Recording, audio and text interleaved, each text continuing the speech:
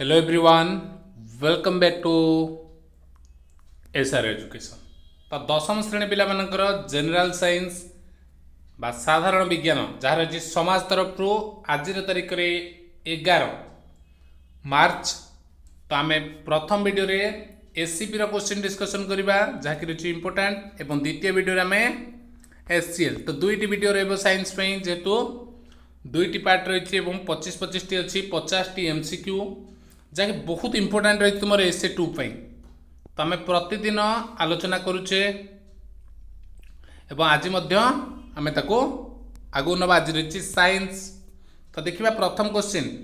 तो जो मैंने पूर्वर ओडिया इंग्लिश हिंदी मैथ देखी ना तो देखिपर समस्त वीडियो आम चैनल रे अवेलेबल रही एवं तार पीडीएफ आम टेलीग्राम ग्रुप रे दिया जाउची जार लिंक आम डिस्क्रिप्शन बॉक्स रे अच्छी बा तुम मैंने टेलीग्राम रे सर्च करिवो एसआर एजुकेशन ऑफिशियल तो तुम आम टेलीग्राम चैनल पाइपर। ठीक अच्छे जा क्वेश्चन को नुआ थिले चैनल को सब्सक्राइब करिबा एवं समस्त वीडियो को लाइक करिबा। रासायनिक समीकरण रु निम्नलिखित केउ तथ्यटी जना पड़ी न थाए। कहला रासायनिक समीकरण कौन आम जापर नारे देख रासायनिक प्रतिकारक के उत्पाद जापर कारण दीपटे थी बाम पटे थे कौन प्रतिकारक डाण पटे आम जाना उत्पाद तीर चिन्ह जो पड़े जापर यहाँ हेनी प्रतिक्रिया ताप शोषी कि ताप उत्पादी आम यहीटा जापर ना। तो यार आंसर यहीटा रोचे देखा आउ काले कि रही कि प्रतिकारक उत्पादर वस्तुत्व विषय जाचे प्रतिकारक उत्पाद वस्तुत्व कौन परिवर्तन हेनी प्रतिकार भाग नहीं मौलिक परमाणु संख्या जापर केतेटा मौलिक नेला पर सृष्टि जानीहब मात्र किए ताप शोषिला किए उत्पादन कला जानीहबनी। तो ऑप्शन बी हूँ यार सठिक उत्तर। ठीक अच्छे तो 1 नंबर आंसर हूँ ऑप्शन बी। 2 नंबर एक निर्दिष्ट चाप और तापरे एक निर्दिष्ट उत्प्रेरक व्यवहार करी केउ दुईटी गैस रासायनिक प्रतिक्रिया मिथानल CH3OH प्रस्तुत करा जाए। तो कौटारू तो देख ये अच्छी CH3OH बाहर नहीं तो कौटा हम ए तो ये आसो आमर कौन ऑप्शन डी देख यहीटा ही हम CH3OH तुम कह CH3 नहीं कि हो एक निर्दिष्ट चाप आउ तापरे निर्दिष्ट उत्प्रेरक व्यवहार करी उत्प्रेरक व्यवहार कला ये एक हाइड्रोजेन आउ कार्बन जो रही अंगारकाम्ल ऑक्साइड ओके आपको एक ऑप्शन डी। 3 नंबर कौन रही देख निम्नलिखित केउ रासायनिक प्रतिक्रिया रे उभय जारण आ विजारण प्रक्रिया संघटित हुए। तो जो मानकर भिजिबल ठीक है तुम 360 कर दियो जो तुम सेटिंग बटन अच्छी कर्नर रे देखिबो से क्लिक करिवो तुम 240 रे थिबो ताको 360 करदेव तुम पूरा भिजिबल क्लियर आसीबो तुमको। निम्नलिखित केउ रासायनिक प्रतिक्रिया रे उभय जारण आ विजारण प्रक्रिया संघटित होउची देख जारण आ विजारण होउची कोथरे देख यहाँ ये अच्छी जारण हो विजारण हो तो देख C+O2 CO2 यहाँ दुईटा जाक होटार दुईटा जाक हो देख तृतीय देख Zn आउ CO2 सी हो तो सबूतक अच्छी तो कौन तो IIII IV तो ऑप्शन डी रही सठिक आंसर। ठीक अच्छे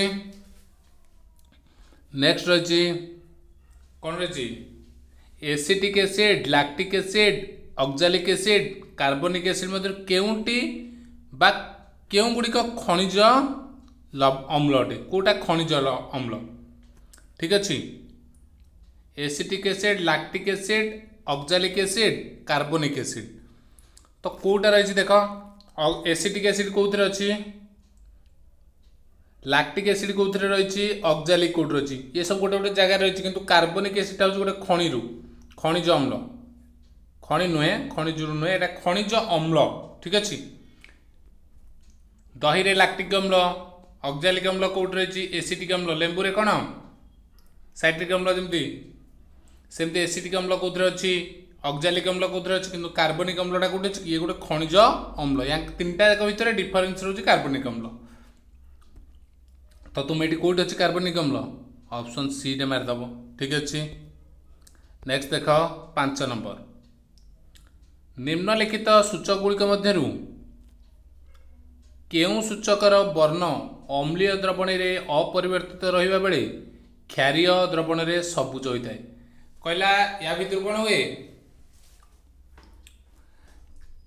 निम्न सूचक केउंटी सबुज सूचकर वर्ण अम्लीय द्रवण में अपरिवर्तित अम्लीय अपरिवर्तित रहिबो किए किंतु क्षारीय द्रवण में सबुज हो क्षारीय मिसिले सबुज हम अम्लीय बेले अपरिवर्तित रहिबो तो किए रहिबो एथिरे तो एमान भीतर देख किए मिथानल ऑरेंज अच्छी लिटमस द्रवण तो कौन क्षार को गले सबुज हो जाए तो यहाँ हुए कि हेनी सबुज हेनी लाल हुए तो एमाने ये गोटे काटेगोरी कि लाल बंधाकोबी पत्र रसटा कौन हम क्षारीय द्रवण पड़े सबुज हो ठीक अच्छे तो यहाँ रप्शन ए। 6 नंबर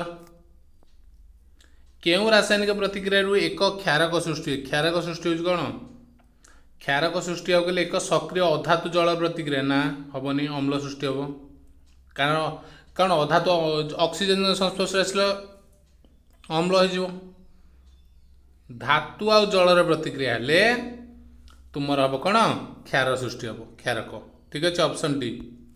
7 नंबर केउं लवणटी जलीय द्रवण पीएच प्राय 7 कहार जलीय द्रवण पीएच केउं लवणटीर जलीय द्रवण पीएच हो प्राय 7 प्रायतः 7 पाखापाखि भी चलो तो किए भितर देखा गले किए KCl ठीक अच्छे दुईटी ऑक्साइड एक्सो आउ XO2 मध्यरु एक्सो प्रकृति प्रशमित होता बेले XO2 प्रकृति अम्लीय होता है ताले एक्स मौलिकटी किए तो एम भर किए देखा कौन कौन अच्छी सल्फर कौन कौन अच्छी देख सल्फर कार्बन कैल्शियम हाइड्रोजेन तो ये रही कौटा हम तो देख 8 नंबर कौन हम आंसर तो देख यहाँ कार्बन ही हम ठीक अच्छे तो ऑप्शन बी हम कार्बन। 9 नंबर Al3+ आयन रे प्रोटोन और इलेक्ट्रॉन संख्या केते Al3+ आयन रे प्रोटोन और इलेक्ट्रॉन संख्या केते प्रोटोन और इलेक्ट्रॉन संख्या मिसिकी केते देख ये केते अच्छी इलेक्ट्रॉन और प्रोटोन संख्या मिसिकी तुमर हो केते Al3+ तार केते आसो ये वस्तुत्व हिसाब कर तार इलेक्ट्रॉन और प्रोटोन दे पचार नहीं इलेक्ट्रॉन प्रोटोन तार आसो 10 10 10 23 23 कौटी हो 10 12 13 हाँ यहाँ अच्छे 13 10 23 ठीक अच्छे तार यहाँ आसो 23। 10 नंबर निम्नलिखित केउं अणुर दुई बंध और एक बंध देखा जाए दुई बंध और एक बंध देखा जाए कौदे तो यार आंसर हो C2 दी बंध दीटा ये अच्छी सी बंध दुई बंध और एक बंध C2H4 ठीक अच्छे। नेक्स्ट देख 11 नंबर जदि एक मौलिक ए रो इलेक्ट्रॉन संरचना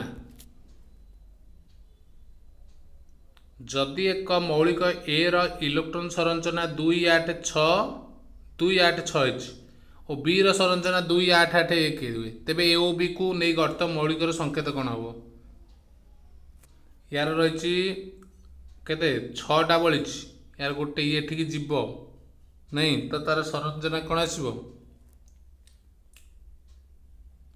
देख बीटार अधिक अच्छी दुईटा पूरा ये हो जाऊँ नहीं यहाँ B2A आसो तो यहाँ अच्छे ऑप्शन सी रे ठीक अच्छे। 12 नंबर हाइड्रोकार्बन अणुगुड़िकर संरचना मध्य केउंटी भूल देख संरचना रे कोटा भूल अच्छी CH3H3 এইটা ହିଁ ଭୁଲ ରହୁଛି, H3 ଏକ୍ସଟ୍ରା ରହୁଛି।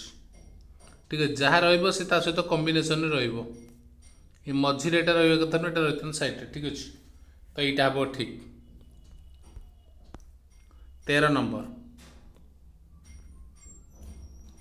तुम्हारा आंसर मध्य दे देछि। ठीक अछि, आमे केवल अभ्यास करूछु। इथेन आ ब्यूटेन जौगिक द्वय मध्य आणविक वस्तुत्वर केते प्रकार केते प्रभेद अछि? आणविक वस्तुत्वर प्रभेद केते अछि? देख तांका दी इथेन आ ब्यूटेन, इथेन रो केते, ब्यूटेन रो केते, तांकर आणविक वस्तुत्व डिफरेंस आसिले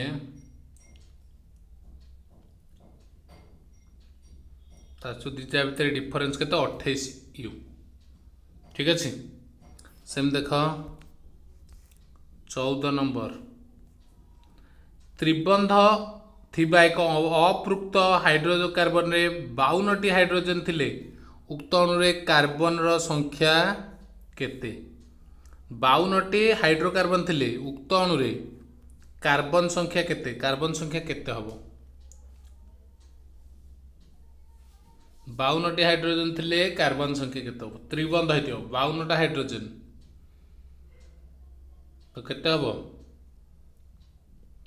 52 गोटे एपटे काटी दियो, दीटा कमी जीव, दीटा मिसी जीव ना, 2 54 बाई 2, दीटा एक्स्ट्रा ना, 54 हेले 54 बाई 2 27 टी, तो केते हम 27 टी। ठीक अछि, 15 नंबर BSI बोरॉन सिलिकॉन चिनोसास एस प्रकृति कौन? एम सब कौन? मैंने कौन रहिले? एमाने समस्ते अधातु ना समस्ते उपधातु ना एटा जीटा हूँ धातु अन्य गुड़िक उपधातु ना बी आउ SI सिलिकॉन उपधातु, ये होती धातु कौन हम ए? तो देख यहीटा हम समस्त गोटे गोटे उपधातु। ठीक अच्छे, समस्त गोटे गोटे उपधातु। आर्सेनिक एटा अच्छे नहीं। 16 नंबर एक दर्पण आगे कौन स्थान रे छिड़ा हेले प्रतिबिंब सड़क होते दर्पण प्रकृति कौन? दर्पण आगे छिड़ा हेले प्रतिबिंब सड़क आसो, या भीतर भी सड़क आसो, तो एटा दर्पण प्रकृति कौन? कौन हम? दर्पणटा कौन हो? समतल किंबा उत्तल हो, उत्तल अवतल देती, तेणु यहाँ भूल। समतल अवतल, अवतल लिखला मैंने भूल, उत्तल किंबा समतल। ठीक अच्छे, 17 नंबर अवतल दर्पण रे वक्रता केंद्र दे एक आलोक रश्मि गति करी दर्पण आपात प्रति प्रतिफलन कोणर परिमाण केते हेबो? अवतल दर्पण रे वक्रता केंद्र रे आलोक रश्मि गति करी दर्पण आपात हेले प्रतिफलन कोणर परिमाण केते हेबो? तो केते हेबो? 0। तो ये कौन हो? 0 हो। ठीक अच्छे, देख नेक्स्ट देख केते नंबर? 18 नंबर एक उत्तल लेंस को कहला, एक उत्तल लेंस को वर्धन काच रूपे व्यवहार करला बेले वस्तु को केउं थारे रखिबा उचित? से कहछि गोटे उत्तल लेंस को वर्धन काच रूपे व्यवहार करा जिवो, से समय वस्तु को केउं थारे रखिबा उचित? तो केउं थारे रखिबा उचित? तो ताको F1 आउ 0 मध्य रखिबा उचित। ठीक अच्छे, ऑप्शन डी। 19 नंबर हीरार प्रतिसरणांक है 2.42, निम्नलिखित उक्ति मध्य केउंटी ठीक? प्रतिसरणांक कही, तो प्रतिसरणांक कहले कौटा ठीक हम? वायु रे आलोक वेग हीरार आलोक वेग ठारू 2.42 गुणा अधिक, ताले एटा हम। ठीक है, प्रतिसरणांक हो आलोक वेग केते गुण अधिक? नेक्स्ट 20 नंबर 15 सेमी फोकस दूरता विशिष्ट एक उत्तल दर्पण ठारू 10 सेमी दूरतार एक वस्तु थिले परिवर्धन केते? ठीक है 15 सेमी दूरतार दर्पण ठू 10 सेमी दूर वस्तु थे परिवर्धन केते हम तो यहाँ हम के देख परिवर्धन ले 10 5 6 नहीं तो आसो 10.6 ठीक है ऑप्शन सी। नेक्स्ट देख 21 नंबर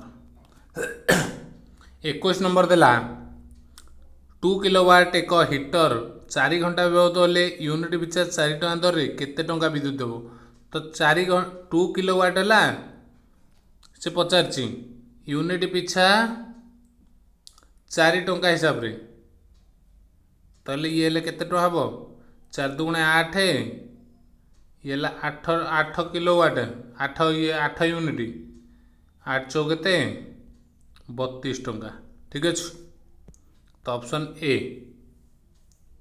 22 नंबर 22 नंबर देख 1 वोल्ट इंटू 1 एम्पियर क्या कह जाए 1 वोल्ट इंटू 1 एम्पियर तो कह जाए कौन 1 वाट बोली ठीक है ऑप्शन डी। दत्त चित्र रे ये जो चित्र ठीक है ए आउ सी बिंदु मध्य समतुल प्रतिरोध केते ए आउ सी समतुल प्रतिरोध केते तो समतुल प्रतिरोध केते हबो केते हबो एटा देखो एटा अछि 2 2 हेले एटा केते 1 हबो ठीक है 1 एम्पियर। 24 निम्नलिखित मध्य कहार प्रतिरोध बेसी निया जाए कहार प्रतिरोधटा को बेसी निया जाए विद्युत बल्ब एमिटर गाल्वानोमीटर वोल्टोमीटर तो यहाँ हूँ ऑप्शन डी जोटा कि वोल्टोमीटर ओके। 25 नंबर केउं उपकरण यांत्रिक शक्ति को विद्युत शक्ति रे परिणत करे यहाँ आम डिस्कसन पूर्व करते देख क्वेश्चन केउं उपकरण यांत्रिक शक्ति को विद्युत शक्ति रूपांतर करे यहाँ कौन विद्युत जेनरेटर तो ठीक अच्छे ये सरला तुम्हारा 25 टी क्वेश्चन एवं आम नेक्स्ट पार्ट रे आलोचना करबा लाइफ साइंस रे थिबा इंपोर्टेंट जो 25 टी क्वेश्चन बाकी रही ओके थैंक यू।